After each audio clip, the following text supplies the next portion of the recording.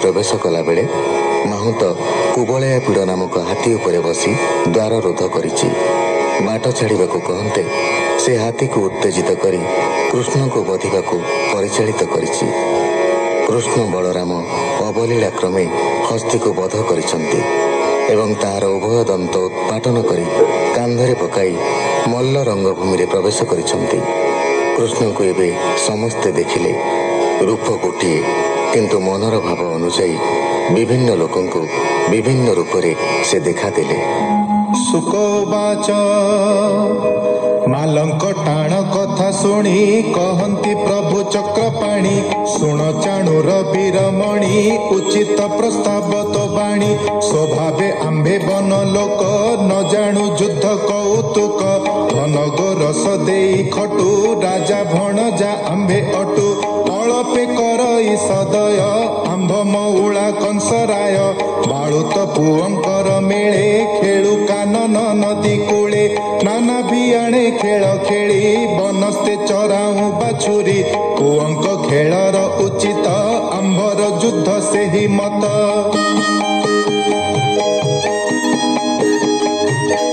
एतनु हई खेळमये तुम्भे जे पर्वत पराए तुम्भर प्राय जेबे होई तेबे से संग्राम जोगाई बालक आंभे बाळ मेळे जुझिबु रंग कुतूहले तुम्भर तुले युद्ध काही एकथा उचित नुहई अधर्म होई बटी भले तुम्भे जुझिले आंभ तुले सभाकु होई बधिकार ता शुणी हसई चाणुर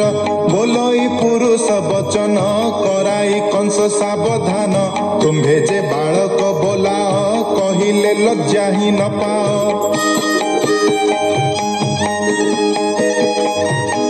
बालकु मर नुह जुबा तुम्भर महिमा कहिबा ए जे तोहर ज्येष्ठ राम बळे तो नाही सरी सम सहस्रे मत गज देहा बळ बहई कुबलया ताहाकु लीलाए माइल इसिते दंत उपाडिल रजक मारी बाम करे धनु भांगिल बलात्कारे तुम्भ महिमा सर्वजने भले जानती त्रिभुवने हेमंत न कहना आर मुस्तिक बोले धर धर अधर कामुडी चाणुर बोइला राम कुतु धर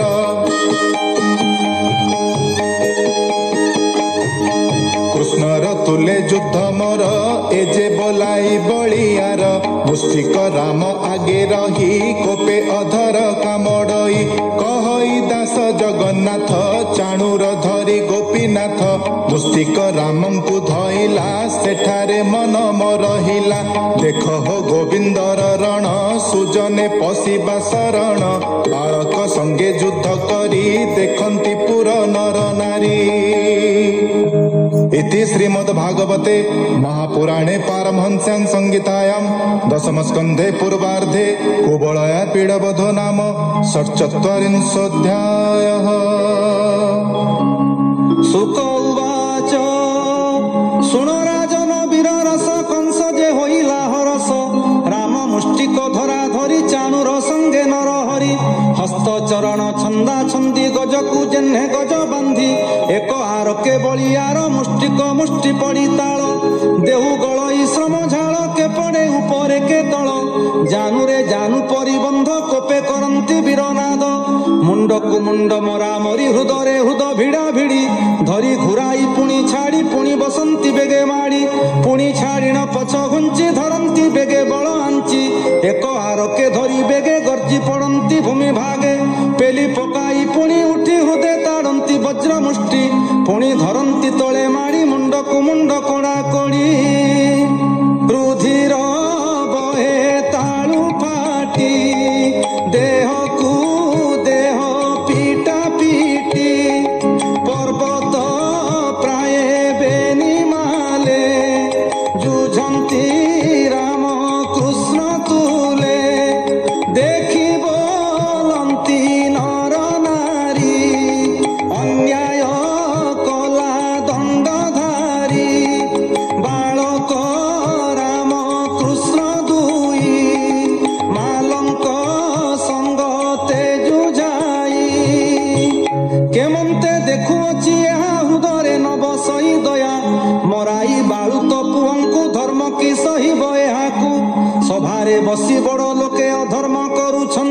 ଲୋକେ সকলে কংস প্রিয়কারী ধর্ম অধর্ম ন বিচারি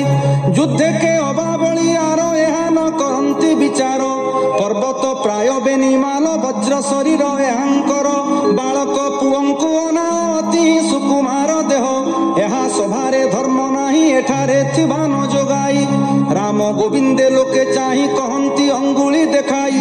ଦେଖ ଏ କୃଷ୍ଣର ବଦନ ଗଳୁଛି ଝାଳ କଣା ମାନ ଫୁଟିଲା ପଦ୍ମକୋଷ କିସେ ଜଳ ସିଞ୍ଚିଲା ପ୍ରାୟ ଦିଶେ ଗୋରୁ ଚରାଇ ବୃନ୍ଦାବନେ ଏ ଯେ ଆସନ୍ତି ରାତ୍ର ମାନେ ଯିବାର ବେଳେ ବେଣୁ ଗୀତ ଶୁଣି ହୁଅନ୍ତି ମରୁଚିତ ଘରୁ ବାହାର ହୋଇ ଦେଖି ନିର୍ମଳ କରୁଥାନ୍ତି ଆଖି ଏମନ୍ତ ବୋଲୁ ବୋଲୁ ଜନେ କୋପ ବସିଲା କୃଷ୍ଣ ମନେ ମଞ୍ଚାରେ ବସି ତାତ ମାତ ତାଡ଼ନ୍ତି ନିଜ ଶିରେ ହସ୍ତ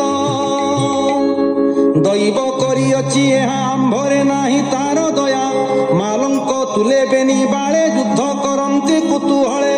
କୃଷ୍ଣର ମୁଷ୍ଟି ବଜ୍ର ପ୍ରାୟ କମ୍ପଇ ଚାଣୁରର କାୟ ମୂର୍ଚ୍ଛିତ ହୋଇ ମହାବଳୀ ମୁଖରୁ ରୁଧିର ନିକିଳି ପୁଣି ଉଠିଲା ଜ୍ଞାନ ପାଇ ଧାଇଁଲା ମୁଥେ କଉଞ୍ଚାଇ କୃଷ୍ଣର ହୃଦୟରେ ପ୍ରହାରୀ ଗର୍ଜଇ ବାହାନାଦ କରି ଚାଣୁର ମୁଷ୍ଟି ପଡ଼ି ହୃଦେ ଗୋବିନ୍ଦ ନ ଘୁଞ୍ଚିଲେ ପାଦେ ଫୁଲ ମଣ୍ଡାଏ କରେ ଧରି ଗଜ ଶରୀରେ ଜେହ୍ନେ ମାରି ଚାଣୁର କର କୃଷ୍ଣ ଧରି ବୁଲାଇ ଅନ୍ତରାଳ କରି ଭୂମିରେ ପାଡ଼ିଲେ ତକ୍ଷଣ ଚାଣୁର ଛାଡ଼ିଲା ଜୀବନ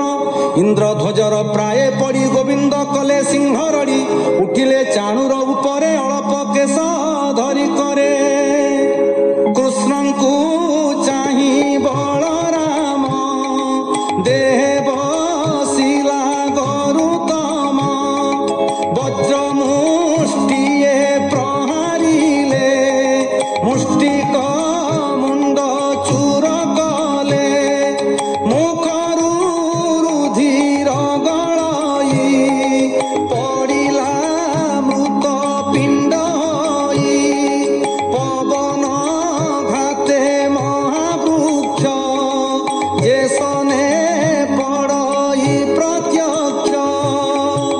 ମାଲିକ କୁଟ ନାମେ ଥିଲା ରାମର ନିକଟେ ମିଳିଲା ବାମ ମୁଷ୍ଟିରେ ମୁଣ୍ଡ ଚୂର ପଡ଼ିଲା କରି ନାଦ ଘୋର ସଲ ତୁଷଳ ମାଲ ଦୁଇ ମିଳିଲେ କୃଷ୍ଣ ପାଶେ ଯାଇ ପାଦ ପ୍ରହାରନ୍ତେ ମୁରାରି ମାଲେ ପଡ଼ିଲେ